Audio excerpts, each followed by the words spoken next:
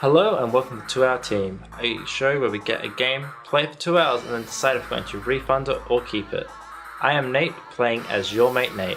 Hey, I'm Harmony, and I'm playing as Keep Calm and Kill More Zombies. Hi, I'm Courtney, and I'm playing as Vixen the Uncharted today. And I'm Warren, playing as Global. And today we're looking at the turn-based strategy game, Pit People. Pit People is an out-there turn-based strategy game which is centered around combat in a comedic style where you go through a hilarious campaign either by yourself or with a friend. The style of Pit People is done in the same way of the predecessors of Battle Block Theatre and Castle Crashers, with the same wacky comedy that accompanies both games. This turn-based adventure game reminds me very much of the TV series Adventure Time, as you go on a crazy wacky quest where you'll never predict what is coming, as anything could happen. Straight off the bat, I found this game incredibly hilarious, including starting arguments with the narrator within a couple of minutes, and spent most of it giggling my way through at the presentation and overall verbal humour that the game presented itself with. All the characters spoke gibberish with the occasional word that you could distinguish thrown in, and quite often that word didn't actually match what their script was saying, so it was in general a lot more funny.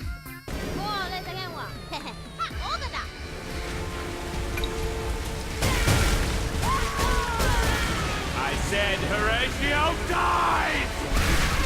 Oops! Butterfingers!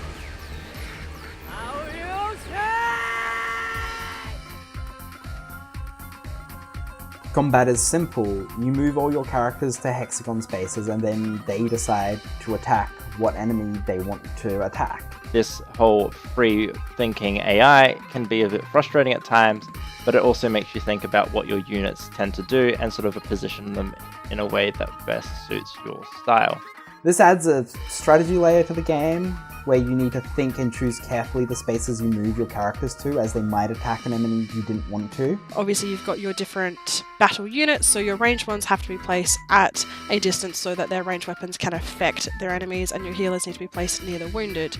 Each turn that you take to move your characters around, you can obviously move a certain amount of places according to the distance and speed of your character. You can also capture enemy units or recruit them, as the game puts it. You can add these units to your group of characters. This allows you to build different teams and adds further customization to the game. In terms of strategy, you need to use the customization mainly, as combat is just positioning your unit and letting them attack enemies. Combat also might have an objective that you need to fill, like destroying an object in a time limit or killing enemies in a certain order.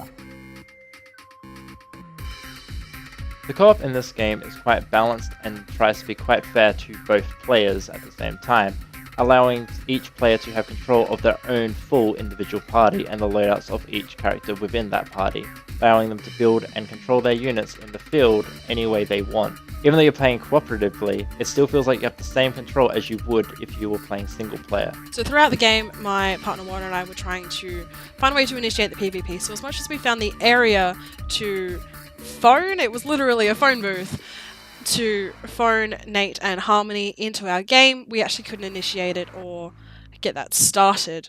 We think and theorize that maybe after you've completed some of the main quests of the game, this area would be unlocked and the PvP could be initiated.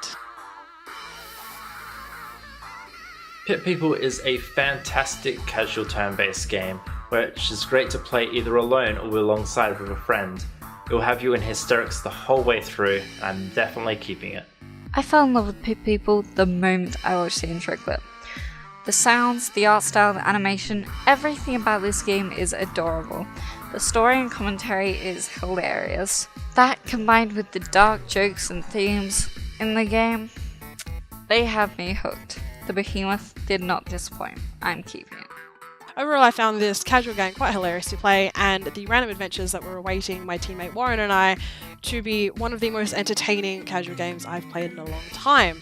I will be keeping this game, as I would love to play it with my friends again and see if we can eventually unlock the PvP. Pit People is a casual game. It's funny and has simple mechanics. I would keep it as a casual strategy game, as it's fun and quite easy to play. So that's 4 people keeping it and no one returning it, and that's available on Steam if you want to check out the hilarious turn-based strategy game, Pit People. Thank you for watching, and we'll see you next time.